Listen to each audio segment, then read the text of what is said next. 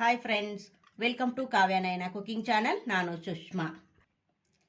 ಬನ್ನಿ, ಇವತ್ತು summer special ಆಗಿ ಸೌತೆಕಾಯಿನ ಬಳಸಿ ತಂಬುಳಿನ ಯಾವ ತರ ಮಾಡೋದು ಅಂತ ತೋರಿಸ್ಕೊಡ್ತಾ ಇದ್ದೀನಿ.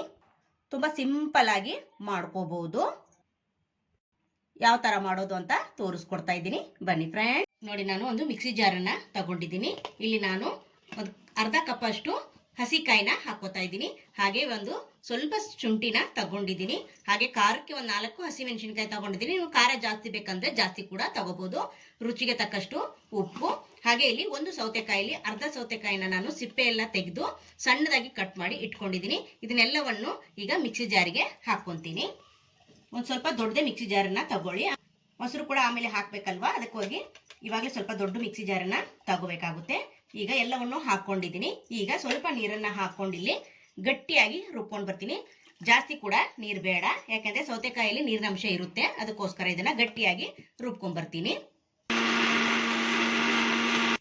ನೋಡಿ, ಇವಾಗ ಚಟ್ನಿ ತರ ನಾನು ರುಬ್ಕೊಂಡು ಬಂದಿದ್ದೀನಿ. ನೋಡಿ, ಇಷ್ಟಾದ್ರೆ ಸಾಕು. ಇವಾಗ 3/4 ಬೌಲ್ ಅಷ್ಟು ಮೊಸರನ್ನ ಸೇರಿಸ್ಕೊತಾ ಇದ್ದೀನಿ. ನೀವು ಜಾಸ್ತಿ ಬೇಕಂದ್ರೆ ಕೂಡ ಜಾಸ್ತಿ ಕ್ವಾಂಟಿಟಿಲಿ ಮಾಡ್ಕೋಬಹುದು. ಹೊಸಬ್ರು ಯಾರಾದ್ರೂ ನಮ್ಮ ಚಾನಲ್ ನೋಡ್ತಾ ಇದ್ರೆ ಪ್ಲೀಸ್ ಸಬ್ಸ್ಕ್ರೈಬ್ ಮಾಡ್ಕೊಂಡು ನೋಡಿ. ವಿಡಿಯೋನ ಎಲ್ಲೂ ಕೂಡ ಸ್ಕಿಪ್ ಮಾಡಬೇಡಿ, ಪೂರ್ತಿಯಾಗಿ ವಿಡಿಯೋ ನೋಡಿ ಸಪೋರ್ಟ್ ಮಾಡಿ ಫ್ರೆಂಡ್ಸ್. ಈಗ ಈ ಮೊಸರು ಬಟ್ಲಿಗೆ ಸ್ವಲ್ಪ ನೀರನ್ನ ಹಾಕೊಂತೀನಿ. ಜಾಸ್ತಿ ಕೂಡ ಬೇಡ, ಸ್ವಲ್ಪನೇ ಹಾಕೊಂತೀನಿ.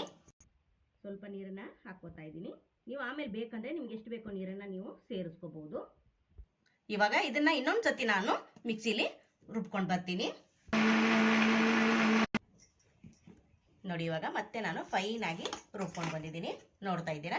ಇವಾಗ ಇದಕ್ಕೆ ಒಂದು ಚಿಕ್ಕದಾಗಿ ಒಗ್ಗರಣೆ ಮಾಡ್ಕೊಳ್ಳೋಣ. ಬನ್ನಿ ಫ್ರೆಂಡ್ಸ್. ಒಲೆ ಮೇಲೆ ಒಂದು ಕಡಾಯಿನ ಬಿಸಿ ಮಾಡ್ಕೊಂಡಿದ್ದೀನಿ. ಈಗ 1-2 ಟೇಬಲ್ ಸ್ಪೂನ್ ಅಷ್ಟು ಎಣ್ಣೆನ ಹಾಕೊಳ್ಳೋಣ. ಎಣ್ಣೆ ಚೆನ್ನಾಗಿ ಬಿಸಿ ಆಗಲಿ. ಒಂದು ಅರ್ಧ ಚಮಚದಷ್ಟು ಸಾಸಿವೆನ ಹಾಕೋತಾ ಇದ್ದೀನಿ.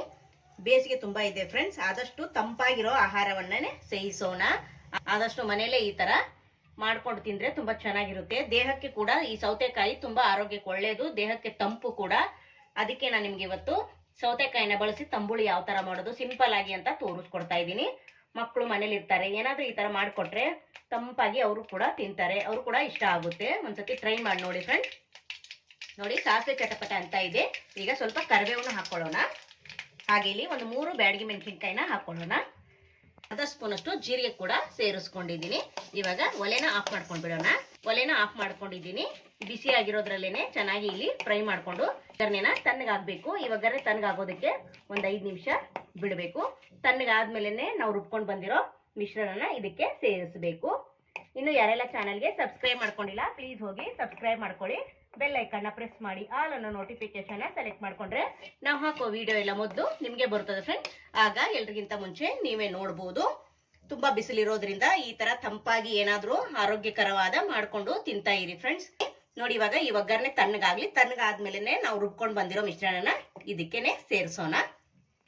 ನೋಡಿ, ಈಗ ಒಗ್ಗರಣೆ ತಣ್ಣಗಾಗಿದೆ. ಇವಾಗ ನಾನು ರುಬ್ಕೊಂಡು ಬಂದಿರೋ ಪೇಸ್ಟ್ ನ ಹಾಕೋತಾ ಇದ್ದೀನಿ. ನೋಡಿ, ಎಷ್ಟು ನೈಸ್ ಆಗಿ ರುಬ್ಕೊಂಡಿದ್ದೀನಲ್ವಾ. ಈಗ ಮಿಕ್ಸಿ ಜಾರಿಗೆ ಒಂದು ಅರ್ಧ ಕಪ್ ಆಗುವಷ್ಟು ನೀರನ್ನ ಸೇರಿಸ್ಕೊಂತೀನಿ. ಜಾಸ್ತಿ ಕೂಡ ಬೇಡ, ಸ್ವಲ್ಪ ನೀರನ್ನ ಒಂದು ಅರ್ಧ ಕಪ್ ಅಷ್ಟು ಹಾಕೊಂಡ್ರೆ ಸಾಕಾಗುತ್ತೆ. ಜಾಸ್ತಿ ನೀರು ಕೂಡ ಆದ್ರೆ ಕೂಡ ಚೆನ್ನಾಗಿರಲ್ಲ. ಹಾಗೆ ಇಲ್ಲಿ ಅರ್ಧ ಸೌತೆಕಾಯಿನ ಇದನ್ನು ಕೂಡ ಸಿಪ್ಪೆ ಬಿಡಿಸಿ ಸಣ್ಣದಾಗಿ ಕಟ್ ಮಾಡ್ಕೊಂಡಿದ್ದೀನಿ. ತಿನ್ನೋವಾಗ ಅನ್ನದಲ್ಲಿ ಕಲಿಸ್ಕೊಂಡು ತಿನ್ನೋವಾಗ ನಮ್ಗೆ ಸೌತೆಕಾಯಿ ಬಾಯಲ್ಲಿ ಸಿಗ್ತಾ ಇದ್ರೆ ತುಂಬಾ ಚೆನ್ನಾಗಿರುತ್ತೆ ಅಂತ ಒಂದು ಅರ್ಧ ಕಟ್ ಮಾಡಿ ಹಾಕೋತಾ ಇದ್ದೀನಿ. ನೀವು ಬೇಕಂದ್ರೆ ರುಬ್ಬವಾಗ್ಲೇನೆ ಹಾಕೋಬಹುದು. ಹಾಗೆ ಇಲ್ಲಿ ಸ್ವಲ್ಪ ಕೊತ್ತಂಬರಿ ಸೊಪ್ಪನ್ನು ಕೂಡ ಸೇರಿಸ್ಕೊತಾ ಇದ್ದೀನಿ.